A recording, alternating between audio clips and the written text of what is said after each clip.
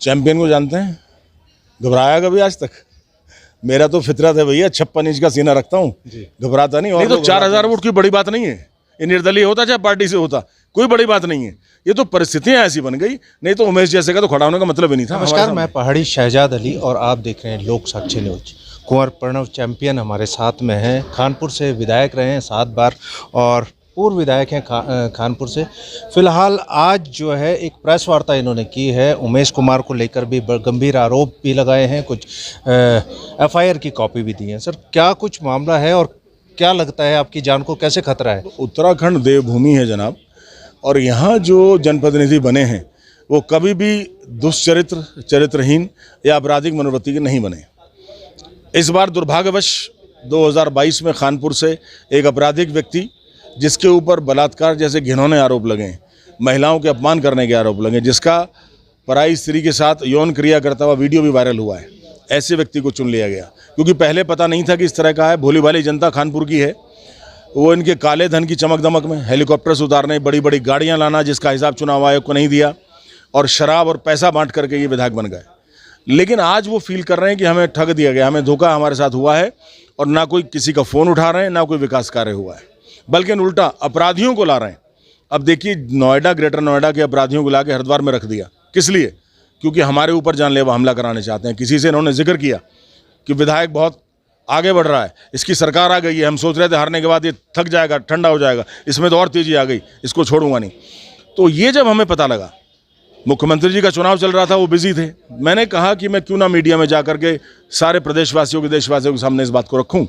और वो व्यक्ति, वो जो अधिकारी उमेश कुमार का वरिष्ठ अधिकारी साथ दे रहे हैं, उनको भी आगाह करना ज़रूरी है कि कानून में रह के चलें, कानून के विरोधी अपराधी का साथ ना दें। इनके द्वारा जो अपराधी बहराइच की जेल से जो उम्र कैद की सज़ा काट रहे थे, उसको हटा करके मंगाया गया, ग्रेटर नोएडा के अपराधियों को मंगाया गया, जो शूटर हैं नोएडा से उनको मंगाया गया है और हरिद्वार में रखा गया। ये इंगित करता है कि हमारे और हमारे परिवारजन पर ये कातिलाना हमला कभी भी करा सकते हैं। दूसरा तथ्य ये भी है कि झूठा आदमी है। जैसे इन्होंने झूठा एक्सीडेंट 2 महीने पहले कर दिया था अपना, आगे वाली गाड़ी टकरा गई, पीछे वाली गाड़ी टकरा गई, बीच वाली क्यों नहीं टकराई जिसमें तुम बैठे हुए थे? ये साफ दिखाता है कि इनकी साजिश थी, और साजिश इसलिए की गई होगी अधिकारियों के इशारों पर, जिससे कि वो अधिकारी इनको सुरक्षा दिला सकें। आज भी वो अधिकारी प्रयास कर रहे हैं इनकी सुरक्षा बढ़ाने का, तो उस प्रक्रिया पर विराम लगना चाहिए। अपराधी को सुरक्षा क्यों मिले? इनकी धर्मपत्नी के विरुद्ध श्रीमती सोनिया शर्मा जी के आपराधिक मुकदमे दर्ज हैं, इनके ऊपर 30 मुकदमे आपराधिक मुकदमे दर्ज हैं। इनको जो सुरक्षा बढ़ाई गई है, मेरी मांग है उसको वापस किया जाए, क्योंकि अपराधी है, और हमारे परिवार को और हमें सुरक्षा और बढ़ा करके मिलनी चाहिए, जिससे हमारा जीवन सुरक्षित हो सके और इन अपराधियों का संरक्षण सरकार द्वारा ना हो, अधिकारियों द्वारा ना हो, ये हमारी चेष्टा है। सर, सत्ता में जो दल है उसके आप मेंबर भी हैं, पूर्व में विधायक भी आप उसी दल से रहे हैं, उसके बावजूद अपनी ही सरकार से आपको अपनी सुरक्षा के लिए मांग करनी पड़ रही है, और वो भी प्रेस के माध्यम से। क्या सीधे सीधे आप मांग कर सकते थे अपनी पार्टी से, अपनी सत्ता पक्ष से? मांग की गई है साहब, महीनों हो गए, लेकिन नहीं बढ़ी है। और उस समय ये अपराधियों का आगमन नहीं हुआ था। अपराधी इन्होंने इसी सप्ताह बुलाए हैं, लेकिन माननीय मुख्यमंत्री जी का चुनाव चल रहा था, उनसे हम नहीं कह सकते थे इस बात को, इसलिए मैंने प्रेस के माध्यम से कहा, जिससे कि सबके संज्ञान में आए। और माननीय मुख्यमंत्री जी से मैं समय मांग रहा हूँ, देहरादून में आया हूँ, आज या कल में माननीय मुख्यमंत्री जी को मैं रिप्रेजेंटेशन दूंगा और आवश्यक कार्रवाई के लिए प्रार्थना करूंगा। सर, जो गंभीर आरोप उनके पास में है वो आज के नहीं है, पुराने हैं, पूर्व में उनके साथ में जुड़े आ रहे हैं। तो चुनाव से पहले ये सब प्रक्रिया आपने क्यों नहीं की? क्योंकि ये संज्ञान में लगभग सभी के था कि आपराधिक प्रवृत्ति के कहा जा रहा है। आज आप आरोप लगा रहे हैं, लेकिन जब नॉमिनेशन हुआ था, नॉमिनेशन के वक्त भी आप ये आरोप लगा सकते थे। अब हार की छटपटाहट कहें इसको, या कोई घबराहट है किसी तरह की? चैंपियन को जानते हैं? घबराया कभी आज तक? मेरा तो फितरत है भैया, 56 इंच का सीना रखता हूँ, घबराता नहीं। और लोग घबराते हैं मुझसे, जबकि मैंने किसी का बिगाड़ा कुछ नहीं। आपने जो कहा कि पहले क्यों नहीं बताया था, पहले क्या था, पहले इस तरफ ध्यान ही नहीं गया था हमारा, हमने सीरियसली लिया नहीं था। जब इन्होंने अपराधियों को बुलाना शुरू किया, गुंडे बदमाशों की शरण लेनी शुरू करी, अपने साथ लेकर के दुर्दांत अपराधियों को हमारे क्षेत्र में घूमे, तब इस बात को तलाशा गया। हमें तो पता नहीं था इनके बारे में, हम सही बता रहे हैं, हमें नहीं पता था, हमारे क्षेत्रवासियों को नहीं पता था। चुनाव से पहले पता चल जाता तो ये आदमी चुनाव भी नहीं लड़ पाता, मैं सही बता रहा हूँ। ये बलात्कार वाला मुकदमा मुझे पता लग जाता अगर 27-28 जनवरी को, तो हम तो सारे क्षेत्र में प्रसारित कर देते। ये तो चुनाव के रिजल्ट आने के बाद हमें पता लगा कि आपराधिक व्यक्ति है। अच्छा, एक कारण जरूर जानना चाहेंगे जंपिंग साहब, इस वक्त अगर विपक्षी दल की, कांग्रेस के दल की बात करें तो बड़े बड़े दिग्गज जो है अपना चुनाव हार गए। सत्ता पक्ष के साथ रहते हुए आप पर एक निर्दलीय कैसे जीत दर्ज कर लेता है, ये बड़ा आश्चर्य है। मैं बताऊं, निर्दलीय का सवाल नहीं है।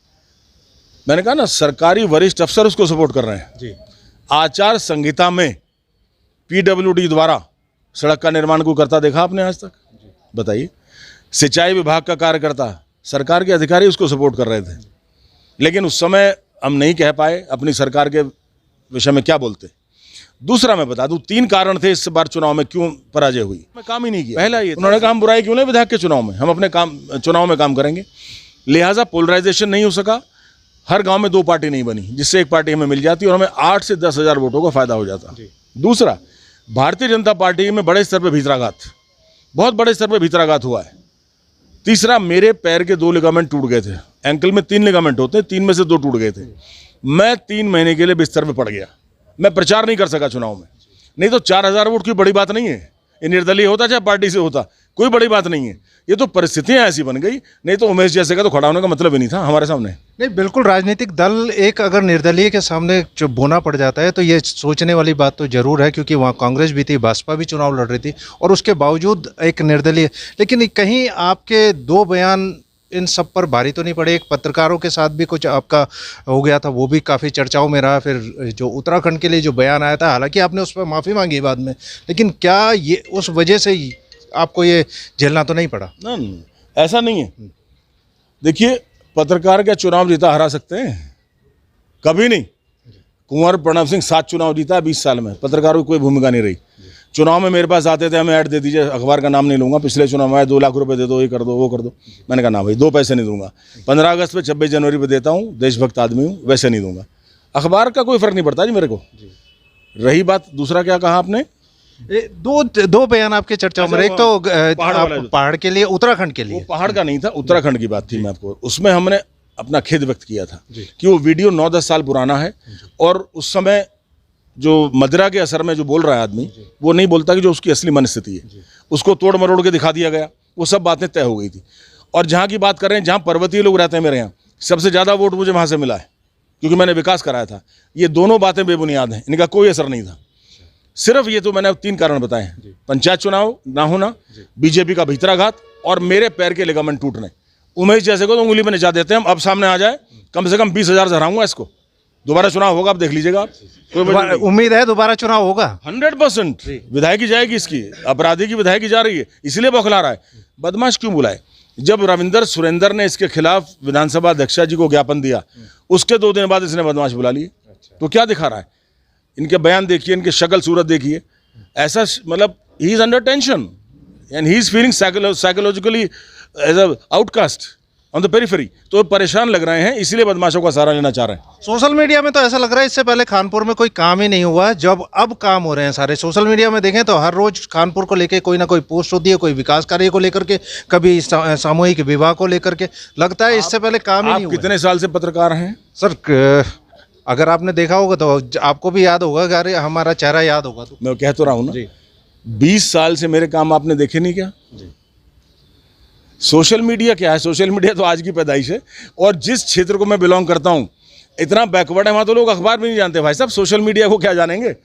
वहाँ की पोस्ट नहीं है। ये तो ड्रामेबाज, ये क्या नाम है इसका, उमेश, नाटकबाज आदमी आ गया, झूठी पोस्ट डालता रहता है। अरे साहब, हमने अभूतपूर्व विकास कराया। बाढ़ आया करती थी 1952 से 2002 के बीच 50 साल में। कितने विधायक सांसद बने होंगे मेरे क्षेत्र से, जिसमें से कैबिनेट मंत्री सैदुल जमा साहब कैबिनेट मंत्री, मोहिउद्दीन साहब कैबिनेट मंत्री, नारायण सिंह साहब उप मुख्यमंत्री यूपी के। काम शून्य। बांध मैंने बनवाए, गंगा का बांध, गंगा का बांध, सोलानी का बांध आज तक नहीं बने थे वहाँ पर। बिजली घर मैंने बनवाए, डिग्री कॉलेज, कन्या डिग्री कॉलेज, ITI, बड़े बिजली घर 132 kV के, वो मैंने बनवाए। सड़कें असंख्य, पुल असंख्य। विधायक मान्यवर अपने प्रदेश सरकार से काम करा सकता है, हमने भारत सरकार से संघर्ष करके काम कराए। रेलवे मंत्रालय, सुन लीजिए, अब रेलवे मंत्रालय से 6 साल लगे। लक्सर रेलवे ओवरब्रिज बनवा करके लाया। 6 साल में 3 रेल मंत्री बदलते देखे। बालावाली रेलवे ब्रिज को निःशुल्क मैंने उत्तराखंड को दिलवाया 100 करोड़ की लागत का। उसके साथ ही साथ दीगर विधानसभा में लालढांग में भोगपुर से बालावाली का 22 किलोमीटर का बांध जल संसाधन मंत्री संतोष मोहन देव थे, उनसे करवा के लाया। लंढौरा विधानसभा में नवोदय विद्यालय खुलवाया। आप कैसे कह रहे हैं काम नहीं हुआ? इसने क्या किया मुझे बताओ 3 महीने में? एक भी काम बता दो मुझे आप।